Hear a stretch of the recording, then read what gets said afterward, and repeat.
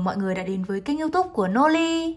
Trong bài học ngày hôm nay, Noli sẽ chia sẻ cho các bạn cách để chúng ta tăng mũi thần thánh nhé. Trong móc thú thì các bạn sẽ thấy là chúng ta sẽ gặp rất nhiều các cái ký hiệu tăng mũi, giảm mũi. Tuy nhiên thì không phải bạn nào cũng biết cách tăng mũi sao cho đẹp. Ở đây thì mình sẽ chia sẻ đây là cách cá nhân của mình đúc rút được trong quá trình mình học móc thú len. Bình thường đối với các bạn móc thú thì các bạn sẽ tăng mũi khi mà chúng ta nhìn thấy ký hiệu V ở trong chát móc. Khi mà tăng mũi, các bạn sẽ móc 2 mũi vào một chân. Đó chính là ta sẽ móc một mũi đơn này vào một chân này. Sau đó thì các bạn tiếp tục móc đúng một mũi đơn vào cái chân này luôn.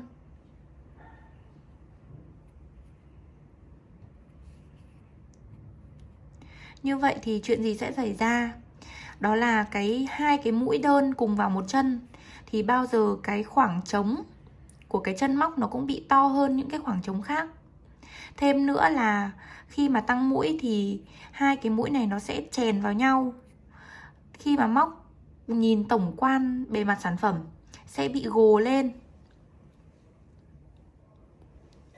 Tuy nhiên thì mình sẽ hướng dẫn cho các bạn cách để chúng ta tăng mũi sao cho đẹp nhất. Thì bây giờ mình sẽ móc một mũi đơn này, 2 mũi đơn này. Sau đó thì mình sẽ tăng mũi ở vị trí thứ 3 nhé. Ở vị trí này thì mình sẽ tăng mũi như sau. Các bạn chú ý quan sát, một chân móc thì nó sẽ gồm cạnh trước và cạnh sau. Bây giờ các bạn khi gặp ký hiệu tăng mũi, chúng ta sẽ đâm vào cạnh sau. Các bạn sẽ móc lên một mũi này. Sau đó chúng ta sẽ móc vào cả hai cạnh một mũi nữa.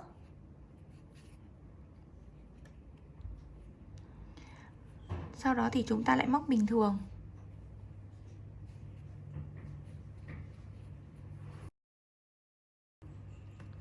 Thì các bạn nhận thấy rằng là cái chân móc, đây là cái chân mà mình tăng này.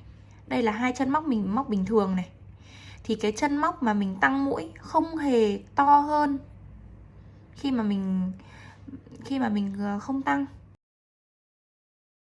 Nhìn tổng quan sản phẩm thì nó rất là giống khi mà chúng ta móc bình thường. Ở chân mũi thứ 3 này, mình sẽ tăng mũi cho các bạn dễ dàng quan sát. Chúng ta sẽ đâm vào chân sau của chân mũi, móc lên một mũi đơn và đâm thêm một mũi nữa vào cả hai cạnh của chân mũi.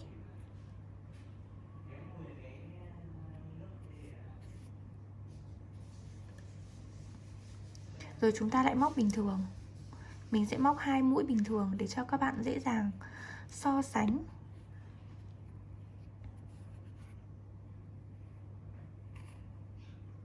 Đây, các bạn có thể thấy là chúng ta còn không nhận ra được đâu là chỗ nào tăng mũi cơ. Và cái phần bên trên bề mặt này nó cũng sẽ không bị nhọn. Như bình thường các bạn tăng mũi thì các bạn sẽ thấy là cứ chỗ nào tăng thì nó sẽ bị hơi nhọn lên và cuối cùng thì nó thành góc cạnh. Nhưng ở đây thì mình áp dụng liên tiếp cái việc tăng mũi như vậy và sản phẩm thì không hề bị nhọn.